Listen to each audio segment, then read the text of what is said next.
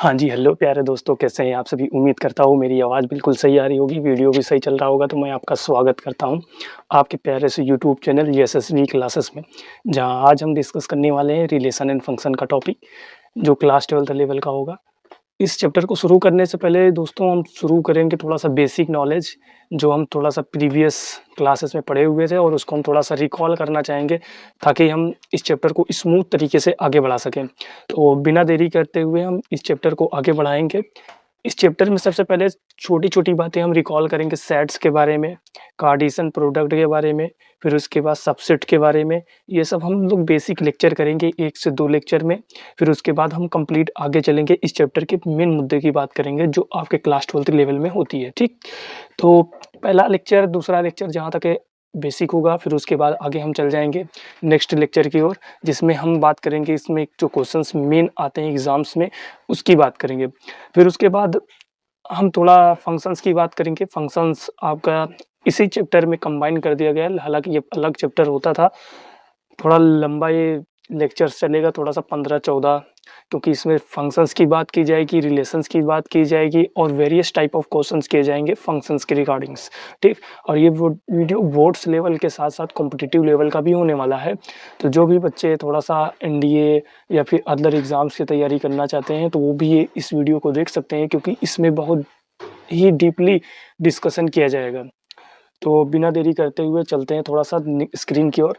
तो आपको सबसे पहले इस में बात करनी होगी कार्टेशियन प्रोडक्ट की, फिर कार्टेशियन प्रोडक्ट से पहले हम लोग ऑर्डर पेयर की बात करेंगे, क्योंकि इसमें ऑर्डर का मेन रोल होने वाला है। तो सबसे पहले मैं स्क्रीन पे लिख रहा हूँ, आपको दिखाई देगा ऑर्डर पेयर की बात, ठीक?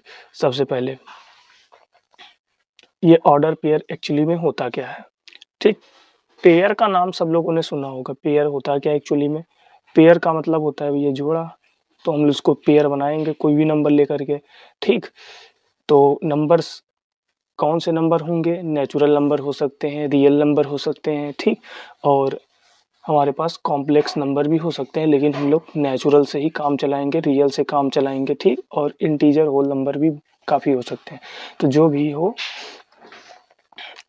हम लोग यहाँ देखेंगे। तो फॉर एग्ज़ाम्पल मैं एक रियल नंबर ले रहा हूँ, रियल नंबर के अंदर शुरू कहाँ से होता है? माइनस इन्फिनिटी से लेकर के डैश डैश डैश -2 -1 फिर 0 फिर 1 फिर 2, इस तरीके के नंबर हमको दिखेंगे, ठीक? हालाँकि ये इंटीजर भी इसके अंदर बहुत ढेर सारे वेरियस 2.4, 2.3 ये रियल नंबर के अंदर ये लाई करेगा। फिर इसमें से हम कोई भी 2 नंबर का पेयर हम बनाते हैं। फॉर एग्ज़ाम्पल 2, 3 मैंने बना दिया। ये इस नंबर के अंदर लाई करेगा, तो 2, 3 मैंने बनाया। ये ऑर्डर पेयर होगा कब? ये तो पेयर है एक जिसमें 2 नंबर हैं। अब ये ऑर्डर पेयर होगा कब? ऑर्डर पेयर ये तब होगा जब ये ऑर्डर पे डिपेंडेंट हो।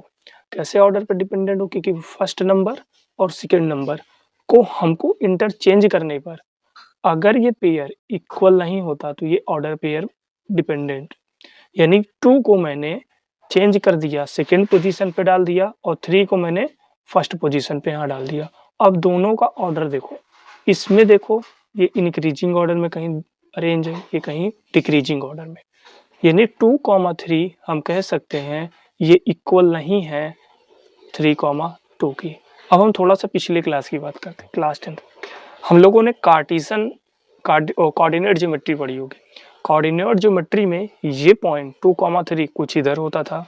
मैं दिखा देना चाहता हूँ, ये एक्स एक्सिस, ये वाई एक्सिस और यहाँ पास 1 होता था कहीं, यहाँ 2 होता था, यहाँ 3 होता था, यहाँ 4 होता था ऐसे। और वाई एक्सिस में यहाँ 1, यहाँ 2, यहाँ 3 और यहाँ 4। अगर मैं 2, 3 की बात करूँ, तो 2 को हम कहाँ लेते थे? एक्स एक्सिस पे और इसको 3 को कहाँ? सेकंड वाला वाई एक्सिस पे।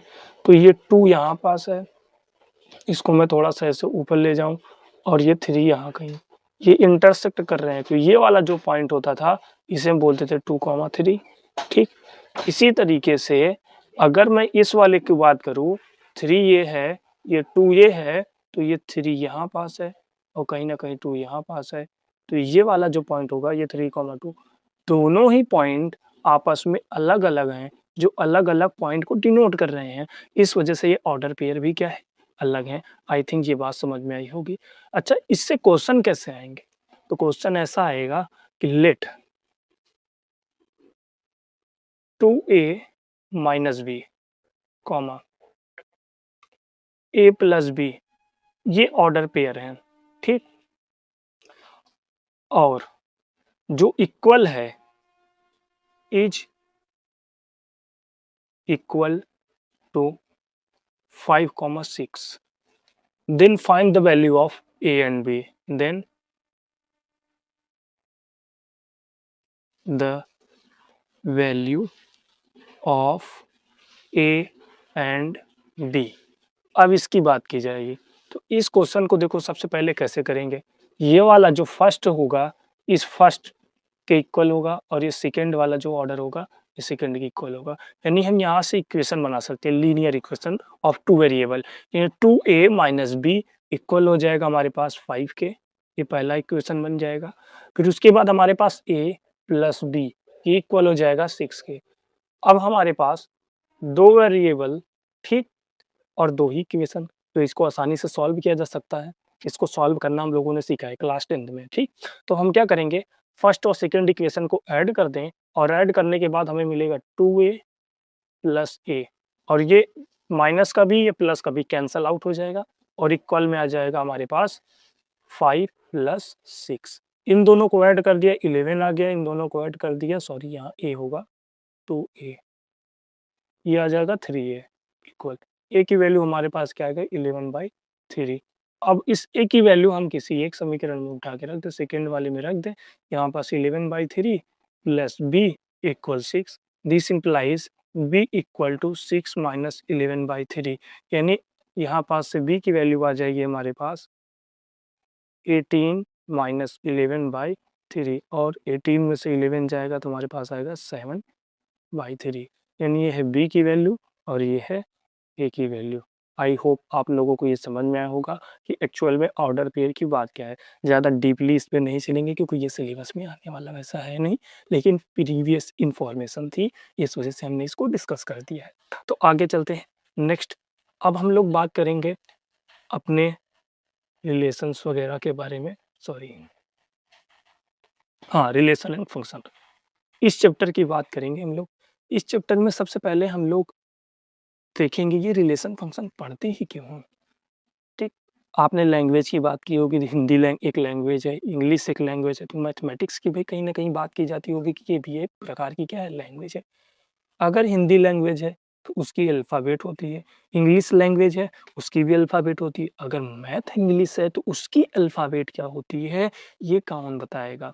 तो इसकी भी बात यहाँ पास की जाएगी कि अगर हिंदी एक लैंग्वेज है उसके अल्फ़ाबेट क ख ग घ ङ ई ऐसे होते हैं, और इंग्लिश लैंग्वेज है तो उसकी अल्फ़ाबेट ABCD होती है, सब जानते हैं। तो मैथमेटिक्स अगर लैंग्वेज है तो उसकी अल्फ़ाबेट क्या होती है, उसकी अल्फ़ाबेट होती है सेट, जो हम लोगों ने क्लास 11th में डिस्कस किया था।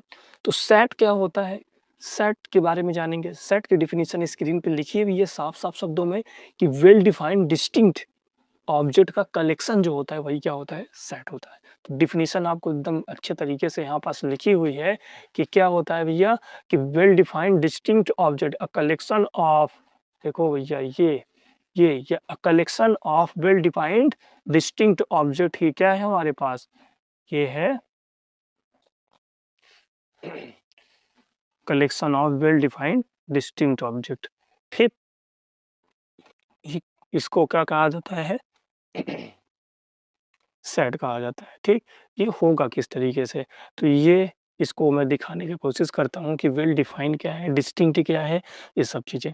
फॉर एग्जांपल मेरे मेरे पास कलेक्शन है, नंबर का कलेक्शन, जिसमें कौन कौन है, 1 1 5 2 2 3, ये कलेक्शन है। अब इसको हमको सेट के फॉर्म में लिखना है, किस फॉर्म में लिखना है, सेट का फॉर्म में। ये सब डिफाइन है क्योंकि ये एक नेचुरल नंबर का सेट है, नेचुरल नंबर का सॉरी कलेक्शन है, एक फाइनाइट कलेक्शन मैंने लिया है। फिर उसके बाद ये इसमें डिस्टिंक्ट होनी चाहिए, लेकिन यहाँ पर डिस्टिंक्ट नहीं है इस ग्रुप में, 1 2 बार आया है, 2 भी 2 बार आया है, यानी कोई भी एलिमेंट अगर एक से ज़्यादा बार आ गया तो वो डिस्टिंक्ट नहीं है। डिस्टिंक्ट का मतलब अलग अलग, कोई भी नंबर अलग-अलग हो और डिफाइन हो, उसको अगर कलेक्ट कर दिया जाए, तो वही हमारे पास क्या बनता है? सेट बनता है। तो इसको देखते हैं सेट। हाँ, सेट को लिखने के लिए हम लोग कर्ली ब्रैकेट का यूज़ करते हैं, क्लास 11th में हम लोगों ने देखा था।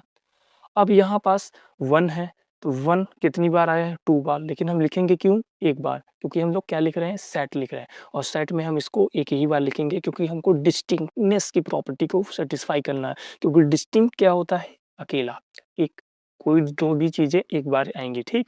फिर उसके बाद हम बात करेंगे 5, 5 एक ही बार है, ठीक? फिर उसके बाद 2 कितनी बार है? 2 बार है, लेकिन लिखेंगे कितनी बार? 1 बार। फिर उसके बाद 3, ये है हमारे पास एक सेट है। अब इस सेट को नाम भी दे सकते हैं, ठीक?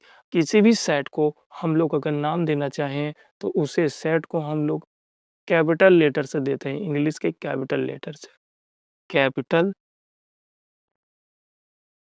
लेटर से। अब देखो ये तो एक सेट हो गया, फॉर एग्ज़ाम्पल ए है ये सेट। अब इसके अंदर एलिमेंट हैं, कितने एलिमेंट हैं इसमें? 1, 2, 3 और 4, 4 एलिमेंट है, तो हम इसको इसमें कितने एलिमेंट हो गए? 4, हम इसको नाम दे दिए 4 एलिमेंट है। यानी सेट ए के अंदर कितने एलिमेंट हैं?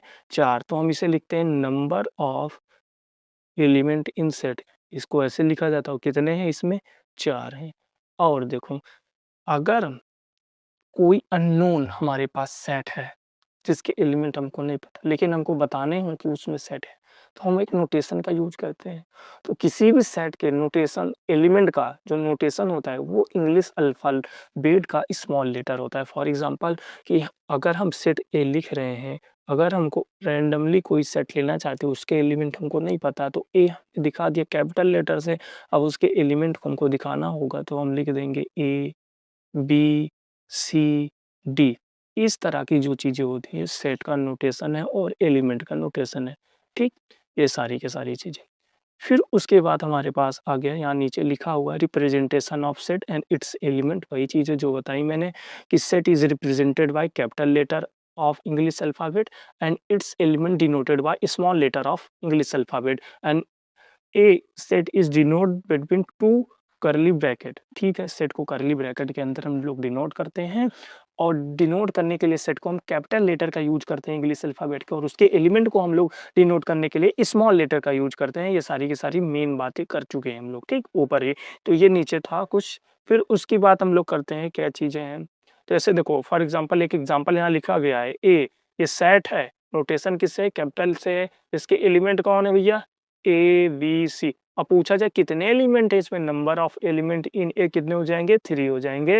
ये हमारा आंसर आएगा। फिर उसके बाद बी एक हमारे पास सेट है। बी के अंदर देखो एक सेट है, हम लोग डिनोट किससे किए हैं? बी से किए हैं। इसमें एलिमेंट कौन कौन है भैया?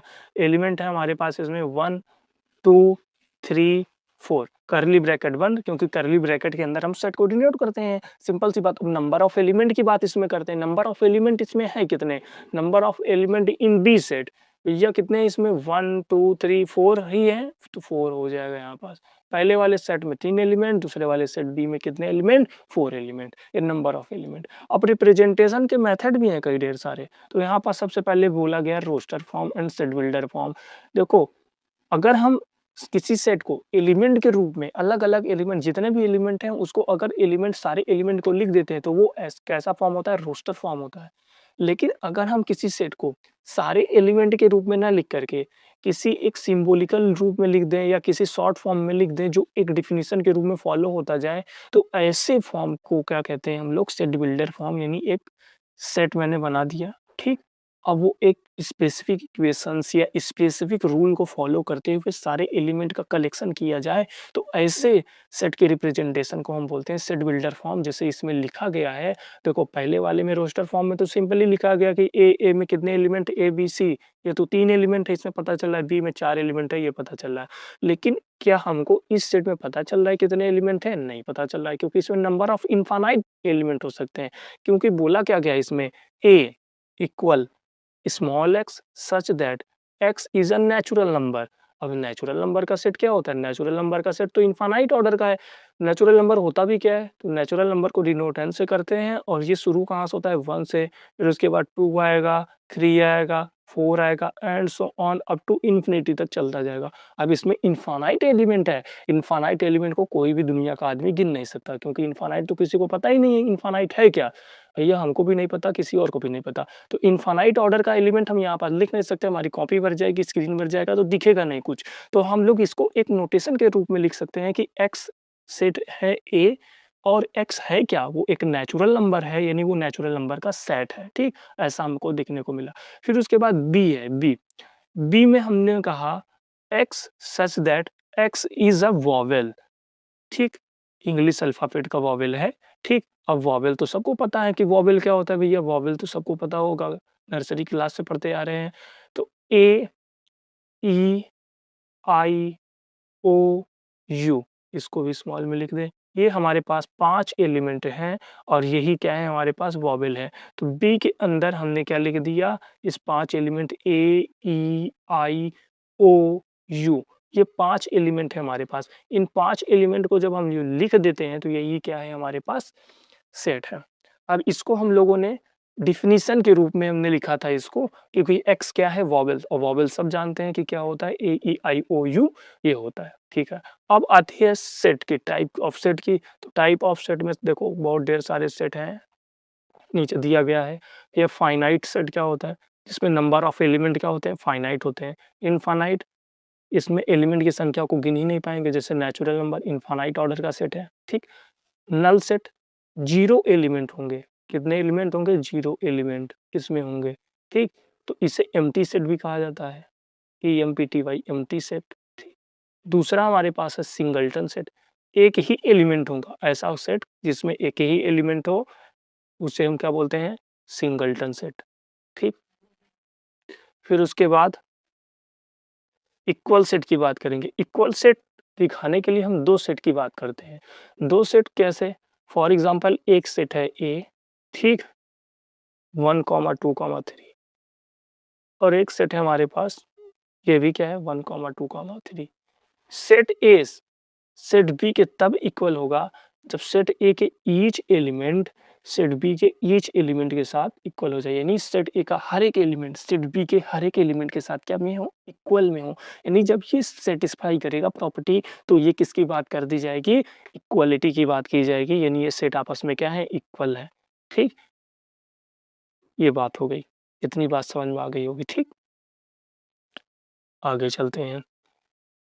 कार्टीशन प्रोडक्ट थोड़ा सा छोटा छोटा लेक्चर किया जाए, तो कार्टीजन प्रोडक्ट को हम एक नेक्स्ट लेक्चर में रखते हैं। ठीक, छोटे छोटे 10-15 मिनट की वीडियो, जिससे आपको दिक्कत भी ना हो देखने में। तो आज तक के लिए इतना ही, मिलते हैं नेक्स्ट लेक्चर में, आई होप। और आप सभी से गुजारिश है कि आप अगर इस चैनल पर नए हैं, अगर आपको वीडियो अच्छी लग रही है तो प्लीज़ इस वीडियो को शेयर करें, लाइक करें और इस चैनल को सब्सक्राइब करें। Thank you all.